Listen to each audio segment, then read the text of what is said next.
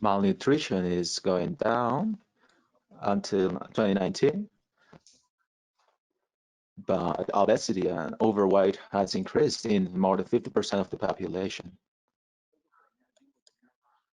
At the same time, we have the most violent cities in the world. In this region, sadly, in the last decades,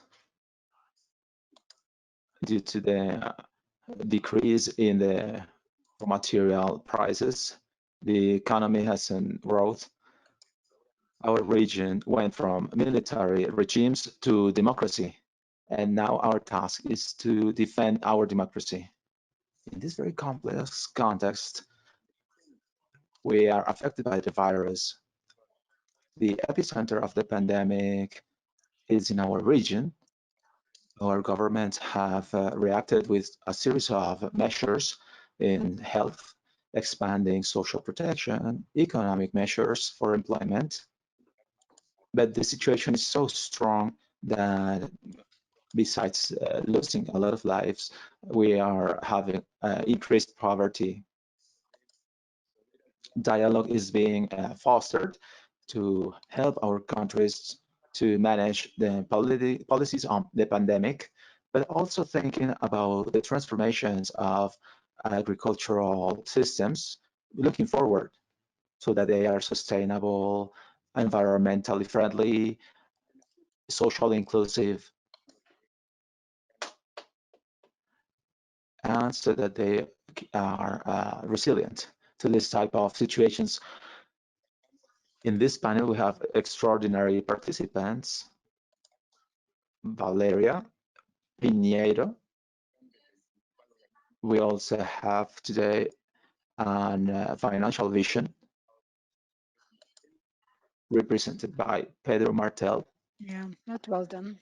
My team has been trying something new. We also have Carolina Trivelli, the former Minister of Social Development. She's going to talk about a series of public policies in her country.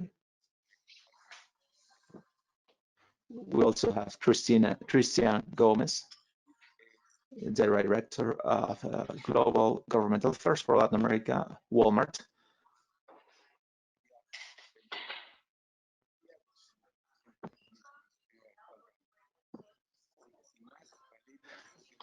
So now we're gonna start with Valeria. Good morning to you all. Good afternoon to you all as well.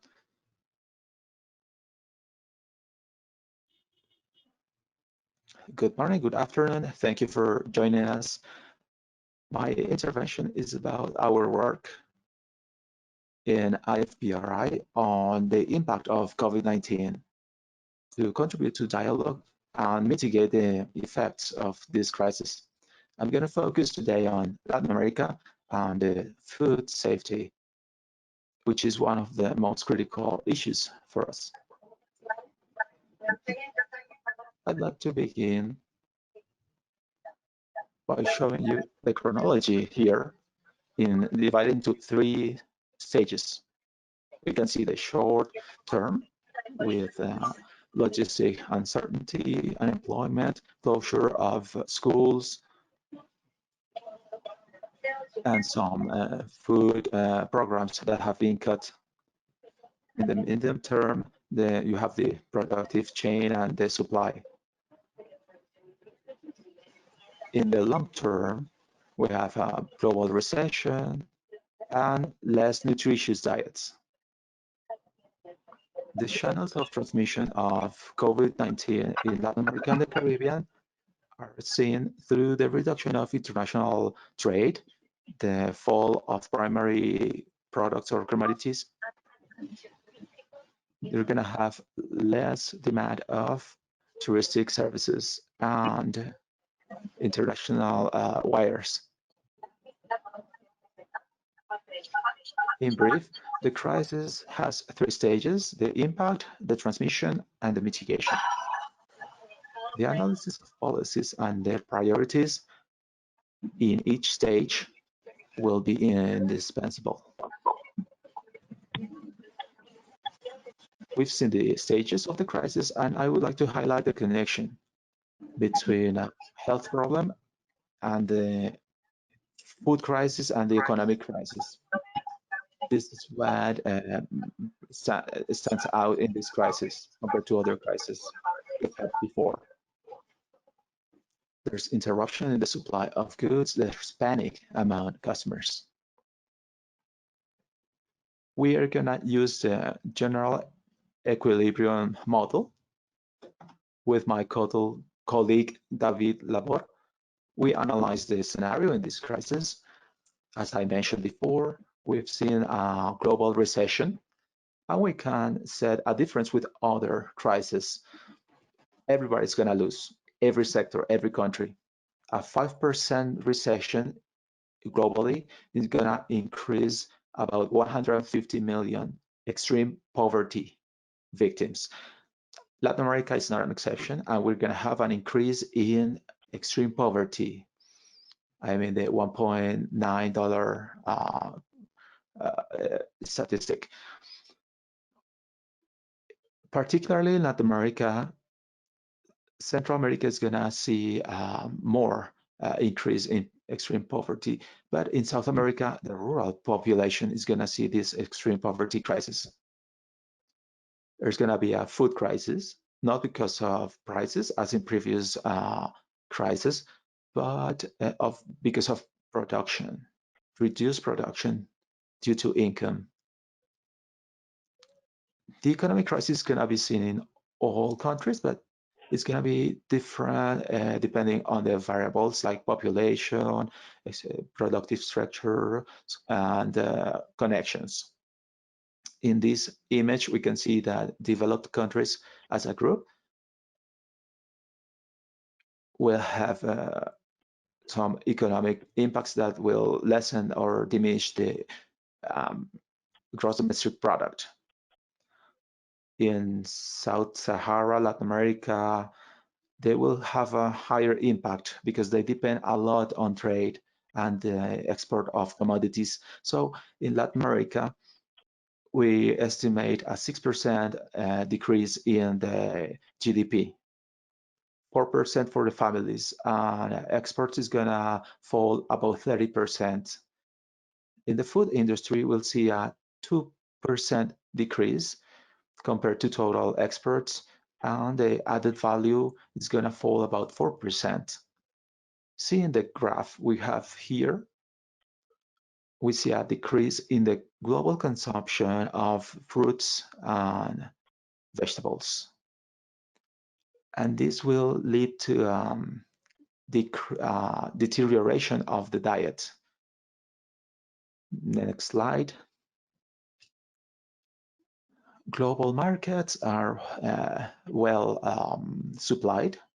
Prices are relatively stable despite the panic we already mentioned, and there is quantitative restriction on exports. The restrictions are some of the causes of volatility in rice and wheat, but the rest of products haven't changed so much. This is caused by panic I told you about. For example, eggs in the United States. Next slide. Over time, we will see some interruptions in the food supply chain due to lack of labor and vehicles for supply. The cost of transport, logistics, there is a difference between air and sea shippings. So air shipping has had a high impact on the transport of food compared to sea shipping, which is not affected so much. And in the case of Costa Rica, Nicaragua, they're having problems with their land borders. There are some differences depending on the product and the country. fruits and vegetables, fishing, fertilizers, and energy products, they're going to see the biggest changes or losses. And what's next? We're going to have to develop policies to mitigate the crisis to come. I want to highlight that the response depends on each country, the fiscal policy, the infrastructure of prior social programs, the productive structures. Productive structures are the expert and agricultural experts. And if they export oil, well, you have to analyze how important oil is in their economy. It is also important the experience and recovery of each program and each country. This is what we are working at the IFPR to design strategies of mitigation for a quick recovery, taking into account that every situation is different. Thank you very much, Valeria. Now, Pedro is gonna continue.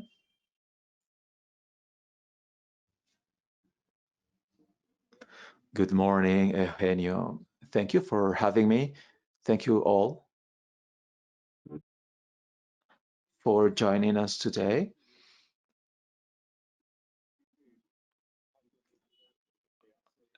Based on Valeria's presentation, she's given us a sense of the importance and impact of economy as a whole. And we have a lot of data that show us what's happening with poverty, people who are vulnerable. At this time, the bank doesn't have the data yet, but the institution knows that we're going that way. And we think about the instruments we can offer countries for this first stage that Valeria talked about. Well, we are grouping actions in 4 big areas. They are intended to offer resources of loans and technical assistance for health crisis and sanitary crisis, for hospitals, materials for care of this crisis. Following this, there's another topic, that's the fall of income of populations as a whole, but especially employees of informal work, those who are not protected by an industry that is driving the economy. And this is support for social protection programs. On the other hand, we have protection of the productive fabric. It's a global line of credit for micro and small companies that are facing issues of liquidity, and also to tackle the social and fiscal pressures generated by the crisis. The bank notices that food insecurity is a challenge. Our Department of Research, for example, with a survey of decision makers or people who want to know how the economy is doing.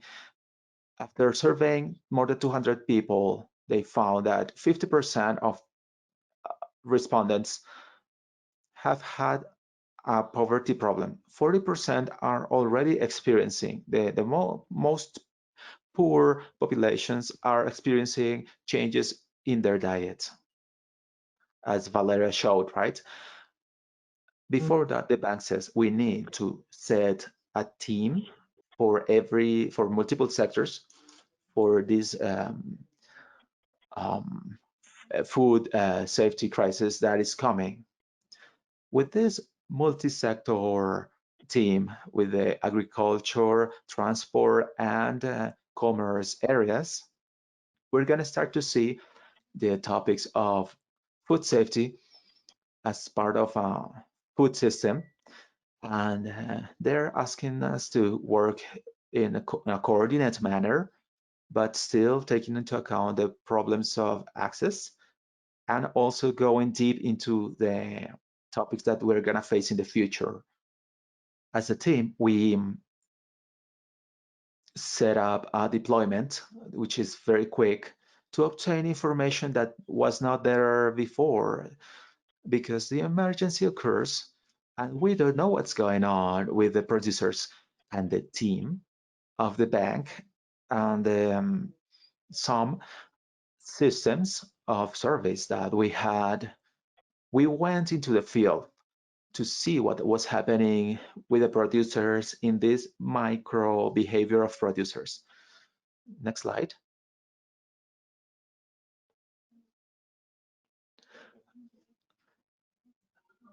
Next slide. So we found some important challenges among producers. 61% of producers already had problems in agricultural production. This is interesting because actually when we start asking at the beginning of the crisis, early in the crisis, most producers say we don't have problems of production, but as time goes by and we talk to vegetable producers, fruit producers, we start to see that they have some problems of production associated. Some of them are associated to access to sales. That means they are not able to take their products to the markets. And this is taking 78% of people to report liquidity problems. In some cases, some people or some small producers report that they are liquidating some of their assets, which are savings, mainly liquid assets. Another topic, Valeria already mentioned this, producers are facing transport problems, particularly transport problems in the first mile, taking the product out of the farm and outside into the market because of contention measures or restrictive measures that are imposed now, right? This generates costs in the transport system that can be seen. And something that we found in the bank, our experts in transport found that this first mile, which is made of small transporters, can quickly become non-solvent. Small transporters in 5 months can be displaced and they will have no way to solve their liquidity problems. This will give us some ideas to start thinking about proposals for intervention in each issue. Because of time, I'm not gonna go in detail about this, but this is open to questions. After seeing this diversity of the issues that we are facing among producers, next slide. One of the things or one topic that stands out in the region is differentiating among the problems in the countries. Valeria talked about Latin America and international waters. This slide shows a little reference about the situation of the Caribbean countries. They are highly dependent on tourism. Their supply chains are being disrupted because tourism is affected. There is less demand of food because there is less tourism. And if you start thinking, and we are very concerned about this, there is a season of hurricanes coming. We have 14 models of predictions for hurricanes. 13 models say that it's gonna be a season of a higher season of hurricanes compared to prior years. This is concerning because the food system of the Caribbean are affected by the fall of tourism because of trade issues, but also natural disasters, acts of God. So we need to focus very particularly on this region. The data that we have below in the slide shows us a flowback towards the food chains in the sense of demand and disruption in the food chain. Thank you very much. Thank you, Pedro. Now Carolina is gonna talk, and any participants who want to participate or ask, you're free to participate. Thank you, Eugenio. Thank you for having me here. Thank you, IFPRI. I would like to talk about the situation in Peru. Some context. Peru is a relatively small country with 31 million inhabitants, and they have been growing well, sustainable growth, very successful stability, some savings as well. And the economy is informal and it's based on the export of commodities and minerals and also fishing. It is a successful economy because it has managed to reduce its poverty rate about 55%. But now the COVID comes into the country, this pandemic, and despite the policies that were early, we're in the top 10 of the most affected countries, and the perspectives are not very hopeful or not very nice. We have a health crisis, but also an issue of contagion, which is very severe. Seeing this scenario, the government acted very quickly. They declared the state of emergency, and it has been extended until June 30th. More than 50% of the population says that they have no income and they cannot continue with the lockdown. The public sector has been very aggressive by originating a response for the population. But our situation is very precarious. We in the beginning, the 275 funds or breathers, and but now I have more than 1,000, but that's still not enough. We had a social package for the most vulnerable homes, which was a very generous offer, like about $220 per family. And then the number of groups that would receive this transfer was increased. I mean, so more than 6.8 million is of people are gonna receive this bonus, and they have access to funds to workers, maybe pension funds or saving funds for or to help the families.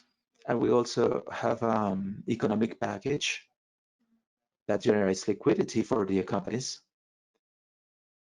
And the idea is to reach small companies. But it's a complex situation. And some taxes have been called off. In a survey made yesterday, the percentage of people who are not able to cope with the quarantine is high, 3 out of 4 people. But among them, the percentage that is not going or is not able to cope because of lack of income has been growing about 3 to 4 percentage points. So their capacity for food and public utilities is decreasing. And now, the most important question, what's next in the next months for Peru? There is clearly a lot of uncertainty on how long is this crisis going to take. The economy is opening or has been opening for the last 2 weeks. First, sectors that compromise the less, but seeing the evidence of people having so much trouble because they have no income, many of them are breaking the quarantine and they go to do some small businesses, selling something, offering services. How fast is the economy going to be reactivated? When are the families are going to be recovered? That we don't know yet because the number of contagions are growing. We are talking about a peak in contagions, but we haven't reached that peak. And all countries are going to face a recession, but clearly in Peru, the estimates are serious. The estimates are volatile, but we are calculating a fall of the GDP about -8 and -20. The Ministry of Economy says -12, but there are different estimations. The recovery would start in 2022 if everything goes well. There's going to be an increase in poverty, especially urban poverty in Peru. And there's going to be an increase in debt. Before, Peru had a very low debt. We had a goal of 30% debt on the GDP, but this is going to grow to 37 or 34. So this is going to be also a process of fiscal consolidation in the next decade, and everything is going to be more serious. In 2021, we have an election year. Our president has 75% approval, but he has no political party, and he's not going to be a candidate for the next election in April 2022. So the campaign starts in the second semester this year, and we have the Congress with a very a Congress that is taking advantage of the short time they have to avoid paying tolls, reprogram debts. This is a very complex context. It generates a lot of uncertainty for the recovery, and it's going to be hard and long. Thank you very much. Thank you, Carolina.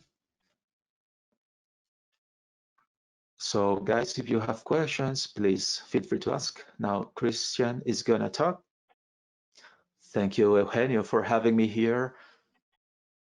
Hello to you all from Walmart. I'm gonna talk about 4 important points. First, some context about Walmart in Latin America. I want to talk about the response we have facing the health crisis. I'm going to talk about food safety and the importance of supply in Latin America. First off, we are in 8 countries in Latin America. in Mexico, in Chile, Argentina. Mexico is the biggest market for Walmart. We have 2,500 stores. Central America, 800 stores, 360 stores in Chile, and about 100 stores in Argentina. If we see the whole region, we have about 300,000 collaborators in those 8 countries. I'm gonna focus a little bit on Mexico, as this is our biggest market. We have over 200,000 formal and direct jobs. So we are the top employer in the country for Mexicans in general and young people. We have 50,000 suppliers in Mexico and Central America and 25 distribution centers. Walmart in these countries has an important role. We formalize economy. We enter and we work with clients and communities. Sometimes we work with as a retailer where nobody else is present. We have warehouse format. More than 80% of the stores in Latin America and Central America are small stores where customers buy very simple products. Talking about the response to COVID-19, we have been leaders in Mexico. We have implemented cleaning and safety measures in stores, clubs, distribution centers, and offices. We support Mexicans given the presence we have throughout the country. We are present in very vulnerable places, economically vulnerable places. We are in line with the Mexican government to invest in the social programs of the country in response to the crisis. We have a warehouse format, and we have a campaign which is called the Essentials, and we are promoting 100 products in the lowest price. We're not going to increase price to cover the most basic needs of Mexican customers. On top of that, we have the small company groups. We have 30,000 suppliers, most of them small companies. They are facing situations that affect their liquidity. So we are shortening the payment times to 7 days in the months to come. I would like to talk about food safety as well. Other panelists gave us very important perspective on this topic, but I would like to say that we have seen in some countries of the region that some companies are essential and some companies are non-essential. So there is a risk of interrupting the supply of the food chain, limiting the food that reaches the citizens. It should be a priority, and it is a priority right now for the governments in Latin America. Thinking about the food chains, it starts with the producers and ends in the stores.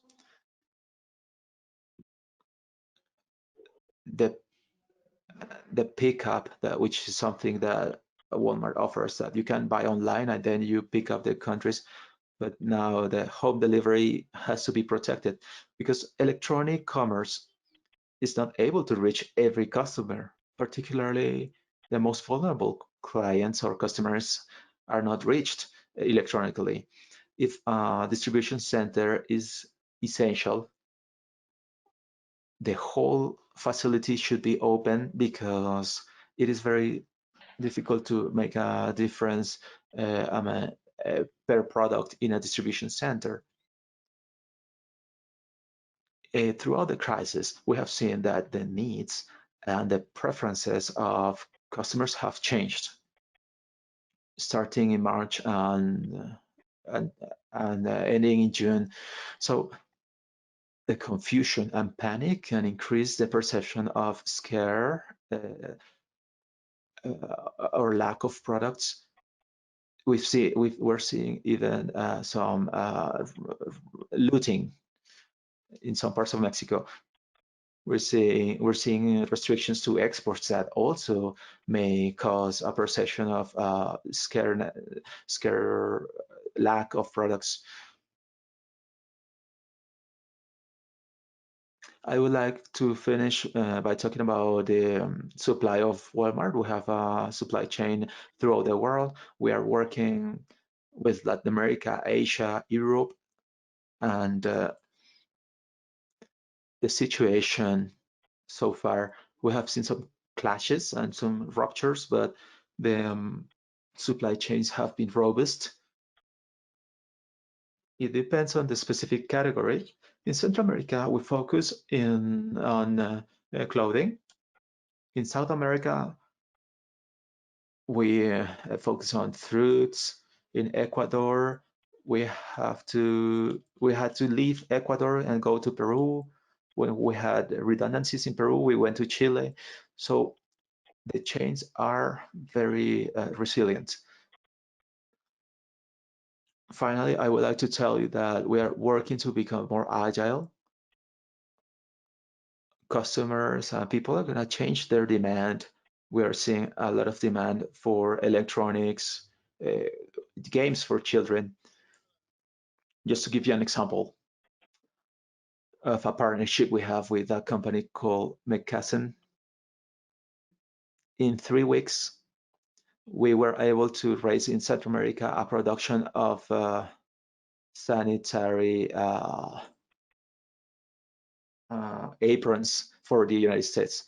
And we have been working with different companies, with different products, and actually we are willing to work with all sectors to go forward in these topics. Thank you very much. Thank you, Christian. Now, Ruben. Thank you for having me. Congratulations to all the panelists for their presentations. From the point of view of research, which is my topic today, research, innovation, technological development, we're facing a crisis that is very spectacular, so to speak. We have seen a lot of crises, but not a crisis as big as this one. So sometimes it is easier to prevent. It is cheaper to prevent. We've had chicken flu, SARS, Ebola, HIV, and now we have COVID. From the medical point of view, we have worked on this, but this is a great chance to rethink how physicians and veterinarians can work together in research. Okay, the response in Latin America and the Caribbean in the national and international research centers has been spectacular, surprising, collective. It is to respond to these first 2 items. We don't want this to become a food crisis. We need to rethink the agricultural and food systems.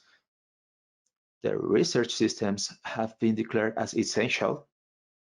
Luckily, not only health, but also agriculture and food research. The second message is to invest strongly on research. We need a lot of investment in research because it takes a long time to harvest results, and then it is sometimes neglected.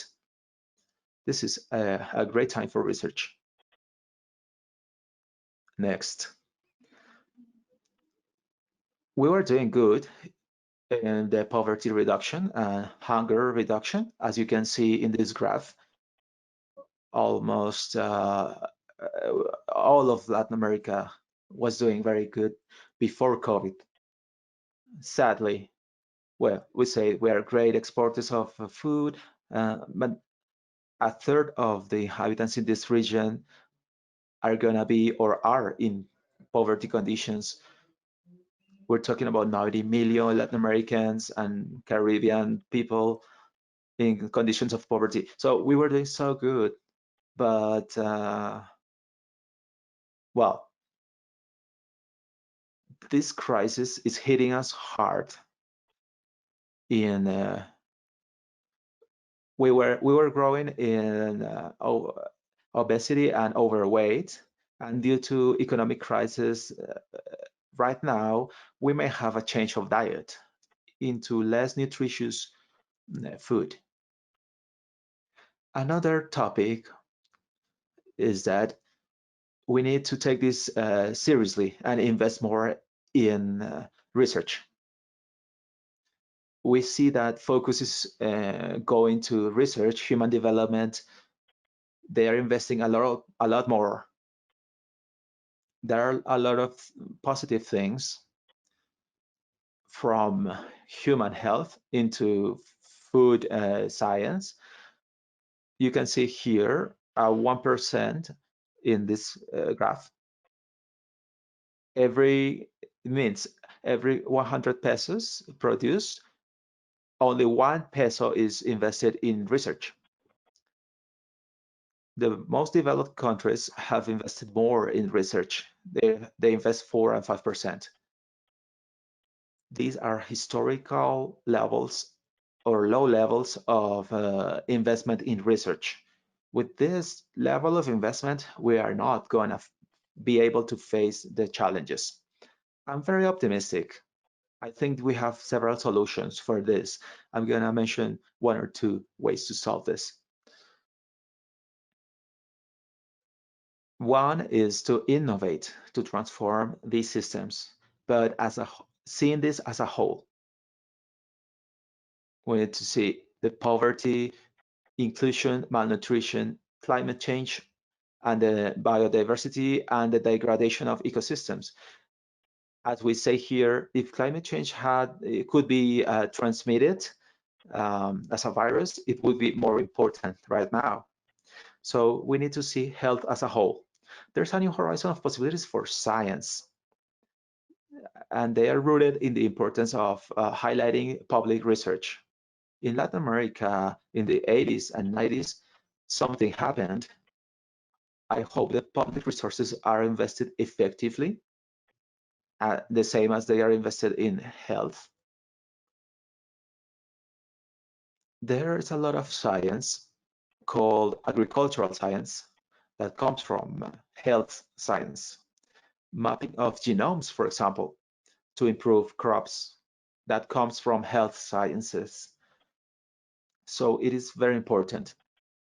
I am very optimistic.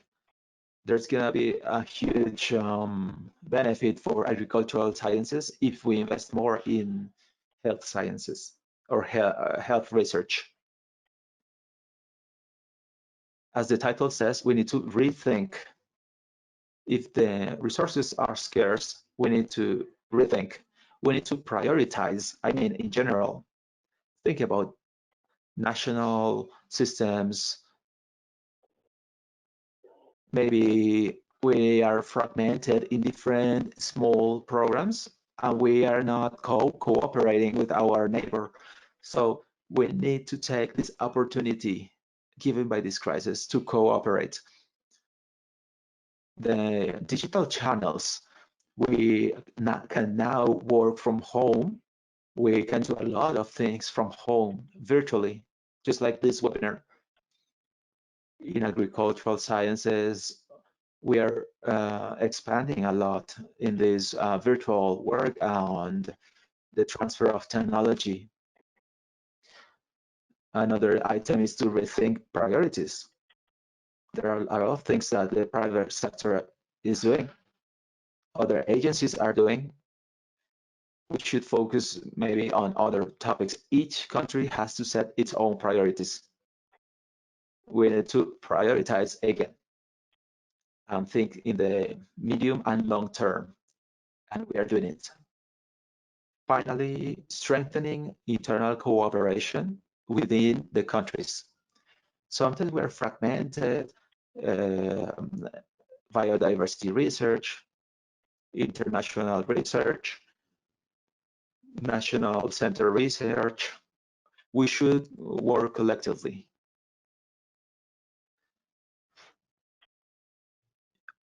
That was locally. Now in the region, Latin America is very rich in the institutional innovation and rethinking itself. We have Fontagro. I wish Fontagro were 3 times bigger. We have the World Bank. We have FAO. We have an excellent relationship with FAO, IICA, and the World Bank. We also need to think how to implement projects. We could invest if we had the resources, and we need to rethink how to implement the projects and rethink the agenda of national policies. We have a lot of mechanisms and instruments that can be improved. In conclusion, we have a great opportunity in agricultural science. There is a lot of work that is being done. The agricultural sciences are providing equipment laboratories to tackle this health crisis, and we hope it doesn't become a food crisis. The only way is to invest in the medium and long term, and this is the time to do it. Thank you very much. Thank you, Ruben. Now, well, we have received a lot of questions. We're gonna try to organize the topics, and whatever we cannot answer right now, we will try to answer later on. We have different blocks. For Carolina, we're gonna face a higher poverty rate. How can we reorganize the social protection programs? This is a complex question. This is the first question. The second is, how can we finance them? There's a group analyzing the tax situation in Peru. They had a discussion in the United States about the monetary measures. How about using money to finance the deficit, which is what the central banks did in the 40s. But now they have the idea of financing. So anyway, what can we do with the programs of social protection and how can they be financed? Thank you, Eugenio. Well, clearly, facing the increase of poverty, we need to rethink and extend the social protection programs. But also, there are gonna be groups that are not in a poverty situation, but they are gonna be vulnerable in terms of food or access to public utilities, and this may generate other issues. So those groups are gonna be legitimate requesters of social protection, not only poverty, but the increase of vulnerability, because people are stating they have important changes in their income sources. And this is an aggregate crisis. So families don't have the same support sources. You cannot have community activities or bazaars. So our friends are facing the same crisis. So we have no one to go to. will only have the state. The problem is not the recommendation. The problem is, where are we gonna get the resources from? The bonus is reaching 75% of the Peruvian households. It costs 0.6% of the GDP every time we deliver it. So this is not sustainable, but we require a second delivery of this support, particularly in Peru, Bolivia, with the high rates of informality. Families generate their livelihoods daily. So it is important for them to recover their livelihoods. But in the rural world, for example, we need to support them to ensure the next year campaign. How are we gonna finance this?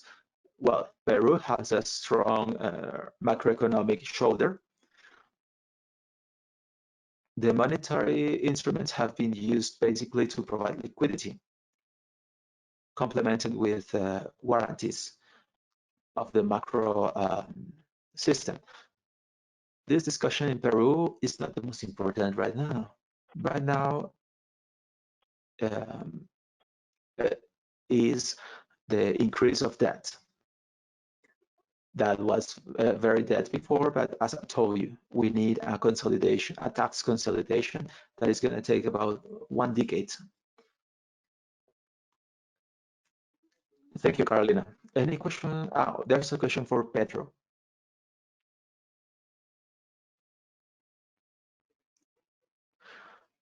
What are the necessary elements looking forward? The international development, for the International Development Bank, COVID is going to continue. We're going to have vaccination treatments, but the virus is going to continue. Maybe the pandemic is going to end. But what are the programs that you are preparing to help maybe in advance after the pandemic? Thank you, Eugenio. Your question, I hope I understood, because there was a little lag there. You're saying that which programs we have to support from the institution. I think that we have seen the world through traditional public goods, as Ruben said, research, health, information.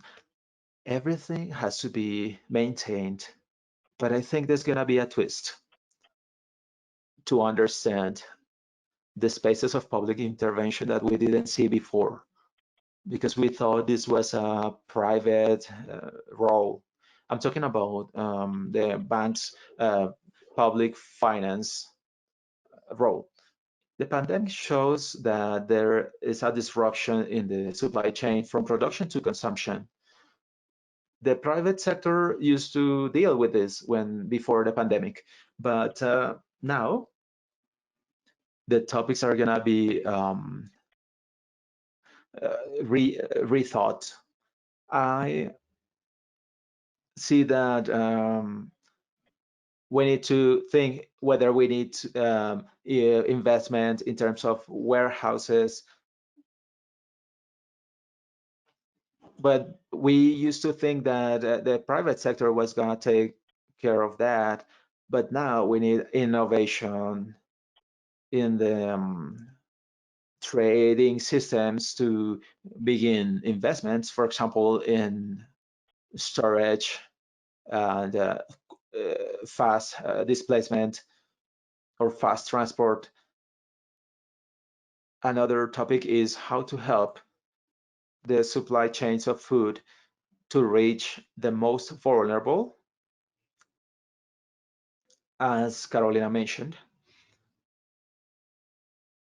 when the chain is disrupted, we lose the cash flow in small companies that used to serve those vulnerable populations in those faraway cities or faraway towns. So we need to think how the public sector is gonna reach them and which instruments are they gonna use to reach them. We need to think about what are the elements we need to start dealing with that we didn't think about before, like not only in the health sphere. So there are a lot of topics here. As professionals of the agricultural area, we need to go out and reach other working areas, health, transport, education, and together we should think about other areas of investment for the public sector, thinking about the food sectors. I would like to give you a more expert view, but we don't have experts today.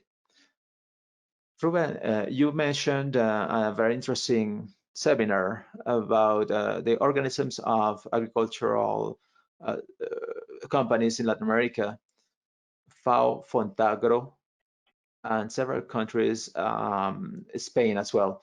And there's a topic of interaction between agricultural sciences and health sciences. Veterinarians. Would you like to expand a bit on that? Yes, in this meeting we had 4 national institutes of research, including the Spain Institute. Basically, it was very exciting. FAO and Fontagro, as we say, our national institutes of agriculture and food, they were focusing on crops, cows, climate change. Suddenly, in this conversation last week, they were developing vaccines. They were doing PCRs, serological tests, the laboratories that we thought about people wearing white clothes, but it is very exciting. They have very scarce resources and they are developing that. Sorry, what is PCR? PCR is the term used now. It is something in English, polymer chain reaction. It is a way to research whether you have an illness and expand it quickly to develop a test. It is basically a test. It is a method to develop a test. As I told you, they started to offer their laboratories, their equipment. They have been developed programs for education. I think this is excellent. The most important lesson here, this is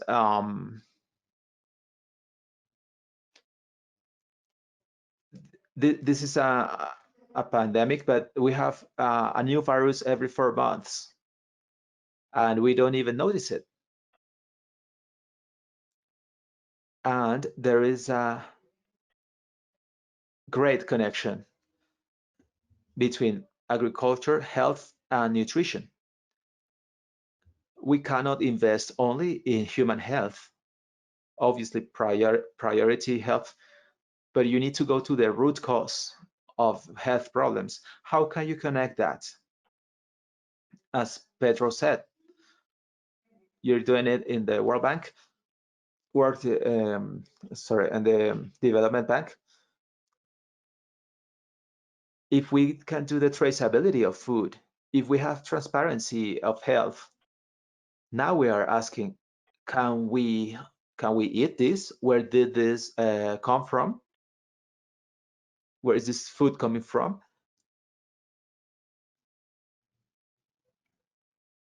and they are willing to collaborate. And we developed a very nice agenda.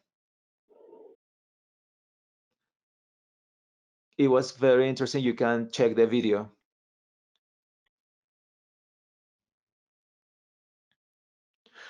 Christian, you mentioned that people are buying more video games, aprons, masks, etc.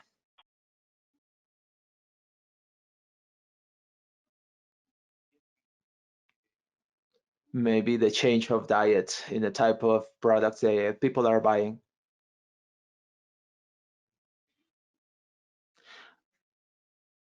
Are you seeing, you're seeing disruption in the supply chain?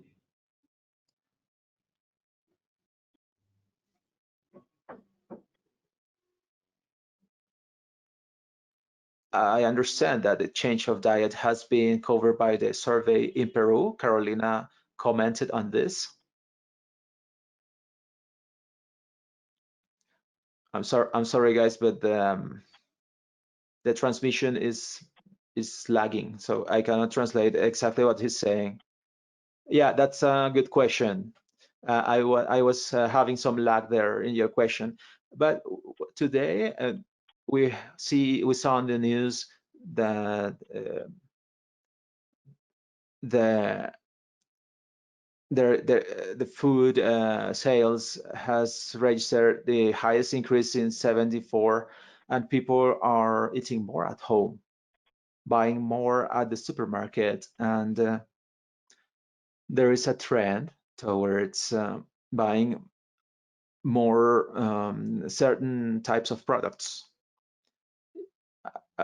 At the end of the day, Walmart is a supermarket where many people throughout the United States and Latin America buy their food. And talking about prices, I think it is a little bit difficult to think how it's gonna work, but the lack of purchase power and the loss of jobs, and probably the prices in the next months are gonna shrink because there's not gonna be a lot of demand. There are limitations in supply of some products due to the measures adopted by the countries. If you see in Central America, for example, there are many conflicts in the borders. We are in 5 countries, from Guatemala to Costa Rica, and transport and the trucks that cross the border between Nicaragua and Costa Rica are stopped their stock because of conflict between those countries. So there are issues like this. Mexico remains very focused on producing some commodities we buy in the United States, but supply of stores in Mexico, I don't know the exact number, but more than 80% comes from Mexican suppliers. But to be honest, we are very concerned with the loss of the GDP.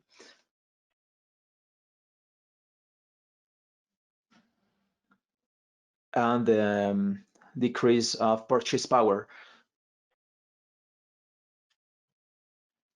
The difficulty to operate and get the daily wage is very complicated topic.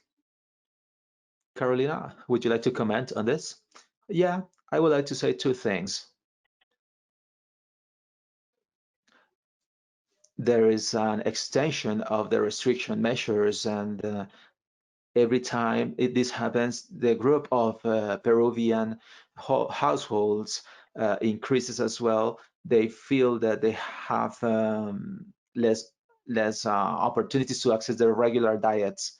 In a survey in May 14% of Peruvian households said they were not consuming animal protein. And this is increasing because the percentage of households stating that they are skipping a meal is growing as well.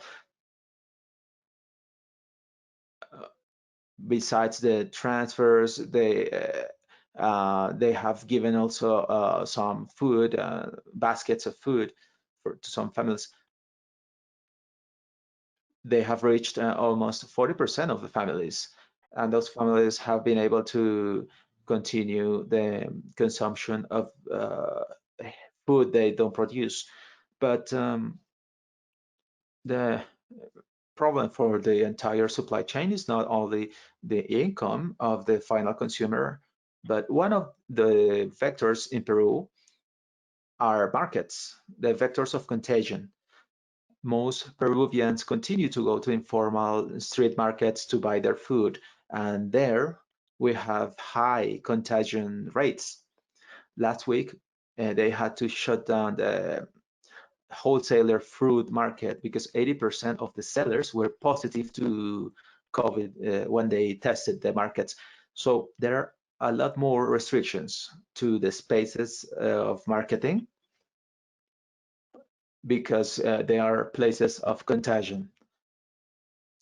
There's a problem of commercialization, but there's also the inventory and the change of diet in the Peruvian households. Thank you, Carolina. Question for Valeria. Would you like to comment on prices, but also right now the exports in the region continue to increase in the simulations? They are simulating whether the problem is going to be increased. Would you like to expand on prices and simulation, please? Thank you, Eugenio.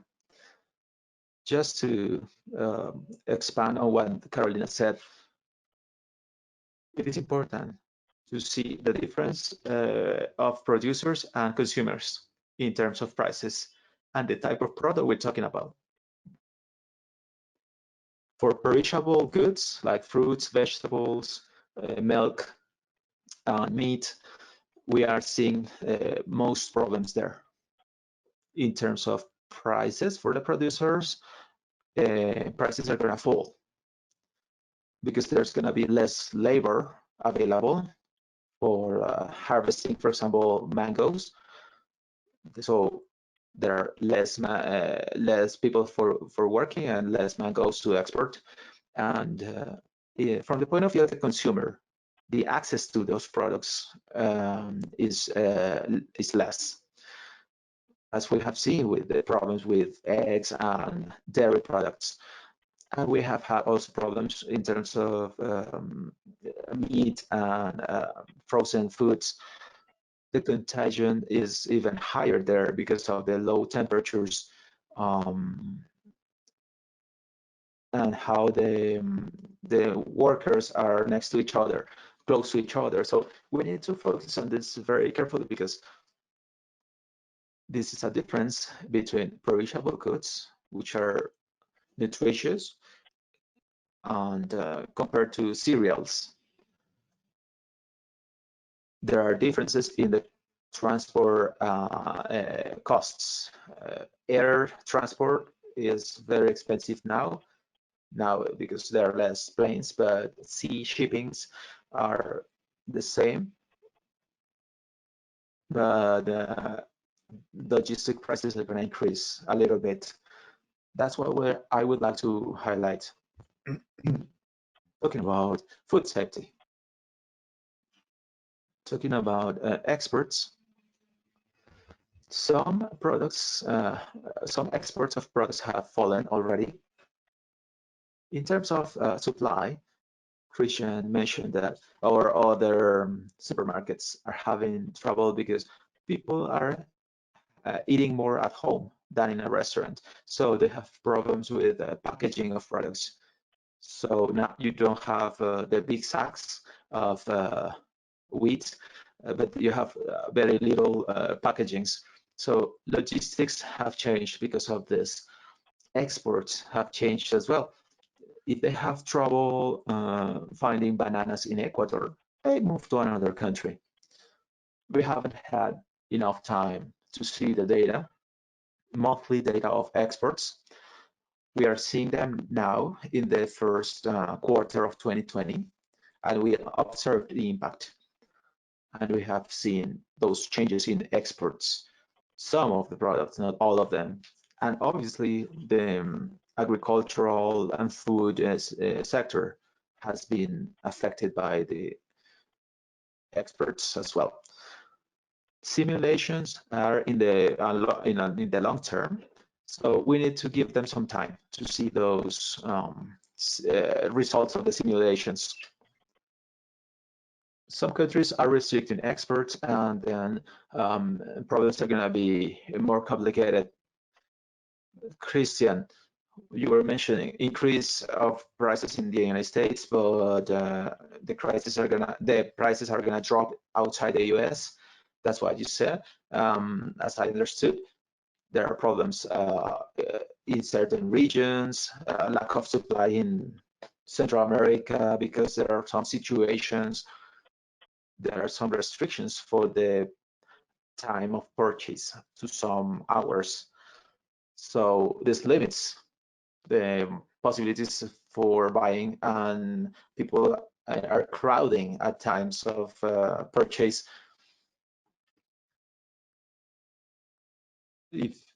Could you please close the topic of supply prices from your perspective as Walmart? Thank you. Sam Walton, the founder of Walmart, set some principles,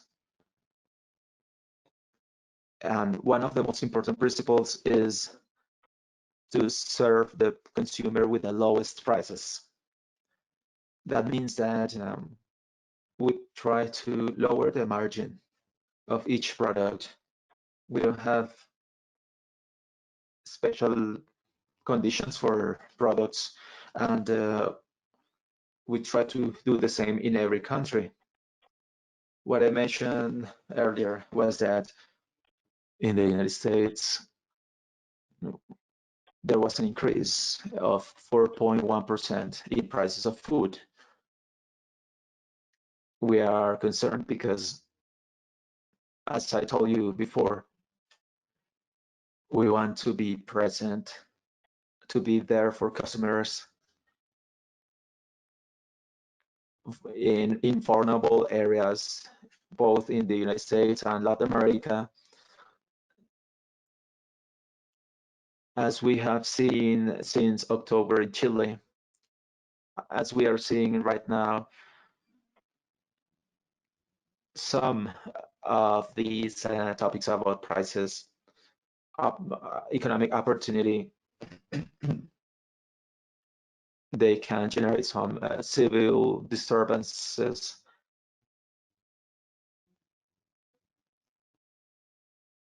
Or civil unrest. You mentioned that the prices are going down in Latin America or going up in the United States. I didn't mean to do such a simple comparison. Actually, a country like Costa Rica, they have price control or inflation. Prices are going to be higher than Mexico or Argentina, as they have economic policy, inflation, and control of price control. So it is hard to see this as a whole, but each country has a different situation.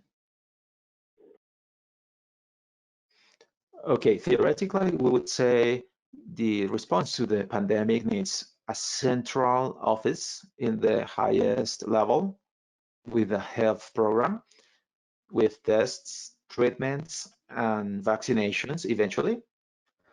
Something related to sustainability, social protection networks, And third, employment and production.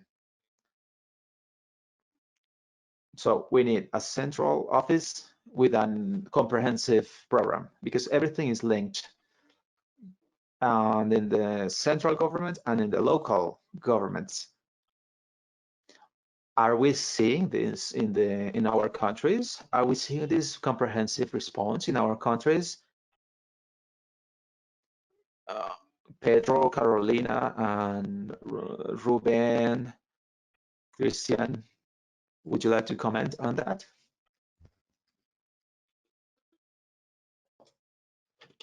Yeah, Eugenio. I think that somehow we are seeing it, but it's imperfect everywhere, because nobody knows how to forecast the steps to take. I think the central idea here, as seen in every country, is related to the tax capacities of every country, their capacity of reaction facing this situation. Depending on their financial strength, the intervention can be wide or narrow. All countries focus on this as a health crisis. Second, they start to see the social protection programs. I think Carolina talked very well about it. And then if you have some money left, you can go into economic reactivation programs or support to companies, loans, credit. All countries are doing this somehow. They always try to keep the companies alive so that jobs are not gone. But it is related to the fiscal capacity of the countries to implement those three pillars. And it depends on the situation of countries before the pandemic. And we're seeing in the ministries of finance and planning are having this view or perspective that you are presenting in your question. Carolina, would you like to say something? Yeah, the Peruvian case is just like Pedro was saying. Today we have a president who every 2 or 3 days after the meeting of ministers goes into public a public scenario to answer questions to the press. But his two ministers are the health minister and the finance and economy minister. Although the social protection issue is there, it comes from the economy and finance ministry to extend the social protection network. This is possible in the Peruvian case. The program launched to face the pandemic is between 12 and 16 points of the GDP. So this is a huge program. But that's because, as Pedro said, we had done our homework before, and we have the resources and the margins for that. This is not the situation of most Latin American countries that were already facing problems of indebtedness over the limits or acceptable limits. Some of them already had serious fiscal problems. For example, Ecuador, which is very affected by the fall of oil prices. It depends on the country situation, how you can react. In Peru, we have an aggressive program.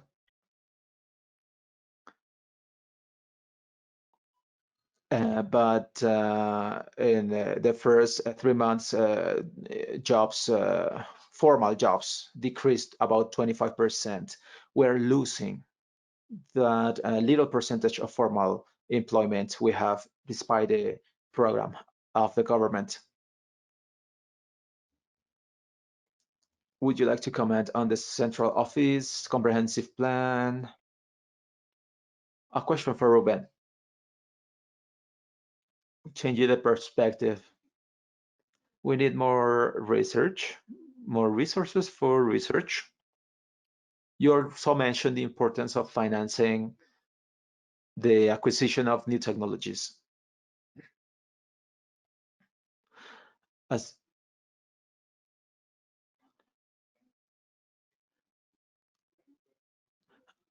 are you thinking about how to finance the research and how to finance the use on a big scale of that technology? Yes, we are thinking precisely on the results, the action, the impact, and not so much on research, academic research. This is applied to development and the other pandemic we are facing, which is how to intensify in a sustainable and healthy manner the use of resources, facing the climate change, poverty. So this is work that is just starting. Some good news is that people are realizing that sciences are important, the public sector is important, but there is also a connection, right? This pandemic doesn't come from Mars, it comes from food and agricultural systems. So we are doing the connection. Where does the problem come from? And we need to improve that connection between the agricultural sector and the other sectors. This is a discovery for us that is leading us to investment. On the other hand, research shouldn't be seen as a luxury. It's not like we have some money left and let's do some research. It is precisely the raw material to continue to grow. So this is an important topic. So it should be the other way around. Let's invest in research more. Let's use the resources, the few resources we have, in a very smart way. Now, talking about the diet, well, the diet is gonna be worse. People are gonna have more calories. This is another topic. We could research about nutritious food, fruits and vegetables, so that this food, the prices of this food go down. And we haven't talked about that yet, but and lastly, talking about hunger. Latin America, we say we are the exporters in general as a region. But we're facing a terrible crisis. A third of the region are in poverty. And we have 90 million people in extreme poverty. And maybe 20 or 30 million are suffering hunger.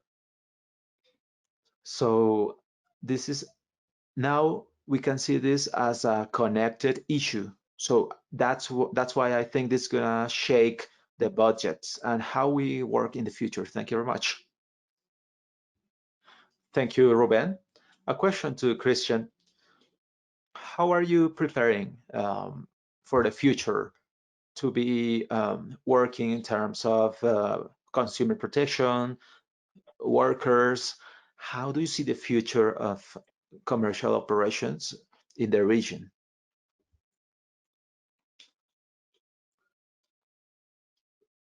Well, it is complicated to think about commercial policies ahead, but as I told you before, we are very committed to the communities where we work. And this includes customers. For example, if you go to a state in Mexico where the store is the only thing they have around, that store is part of their neighborhood. It is your store. So we are interested in integrating ourselves in the communities where we operate. And we're focusing, as I mentioned before, on the best prices and offering the consumers. This is something we seriously think would be a contribution to the economic development of those countries, not only supplying products, as I mentioned before, healthy products, but also offering jobs, formal jobs in those communities. Well, we're reaching the end, so it's time to give you about 30 seconds to wrap up your main ideas. And I think, Flor, we're going the other way around. So we start with Ruben with your 30 seconds, then Christian, then Carolina, Pedro, Valeria, and I will be closing. Thank you very much. Basically, in some seconds, we have a huge chance, a very good chance, to rethink our lives internally, but also rethink the agricultural and food systems. What are they producing? How healthy are they? What is the traceability we are doing in the whole chain from production to consumption? This is a great opportunity to prioritize that we haven't been doing this before and to work together. Resources are scarce, but if we put them together, they are not so scarce. Second, and if we see the trillions and trillions of dollars invested in health, human health, and economic fires, this is very important, versus the investment in research. Prevention is better than healing or finding a cure. Not only the agricultural research, I'm talking about agricultural, nutrition, and health research. This applies to the region and all the institutions, national, international. This is a great opportunity to work together. This is a time where our world has been shaken, and this is our opportunity to improve. Thank you very much. Thank you, Ruben. Christian, I just want to mention that we would like to work with all sectors, especially the institutions in this panel. Walmart is committed to work with all the stakeholders operating in this realm, and we would be happy to collaborate. Thank you, Christian. Pedro? No, sorry, Carolina. I would like to mention something Eugenio mentioned in the beginning, talking about the characteristic of the region. This crisis shows us clearly that this is not about going back to the point where we were before the pandemic, but to reach a better starting point where the inequality cannot be neglected anymore in this region.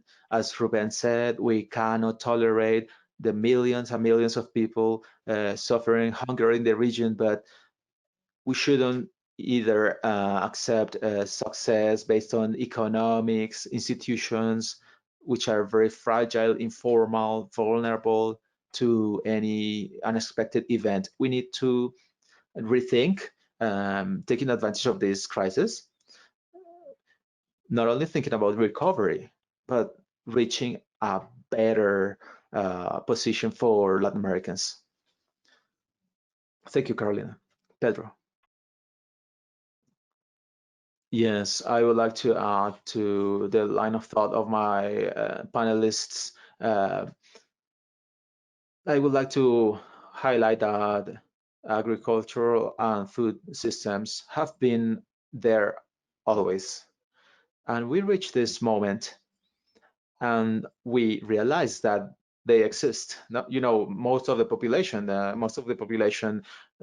never thinks about that, because we were in the fat cows season. But now that we're facing this issue, we notice that food systems are important. They should be integrated. There is a correlation between primary production, transformation of production, health moving forward, and thinking about education on healthy food systems. I think we have to take advantage of this moment as professionals in the area, because we are talking about agriculture and health, agriculture and food systems, so that we can see where we're going. This sector is the most resilient to the pandemic right now. And this is our opportunity to rethink ourselves. Thank you, Valeria. I just want to highlight two things. First, the effect of the crisis is going to be reflected in the income and in the perishable products. There's going to be a change in the basket of goods of the most vulnerable families. There's going to be more cereals and high hydrocarbon content products, and less access to high protein and mineral products. This would be a step back to malnutrition in the region. We need to see very carefully what is the mitigation that each country has to implement for avoiding the effects. It is not the same for all countries. Latin America is considered as a whole, but we have very different geography, climate, productive structure, and fiscal area. What is the fiscal flexibility of each country to take the correct measures in each country? Thank you. We are about to close. 3 points very quickly. First, what we do as a society and as a government is very important for the most vulnerable, and we owe them. But keeping externalities is very important to offer food safety, democracy. It is very important for our government to have a comprehensive program, an office, a central office, to manage a food program, working with partners with other international institutions in a process of dialogue and reflection. Our society, our people requires this effort. Thank you very much to all panelists, all participants. Please take care.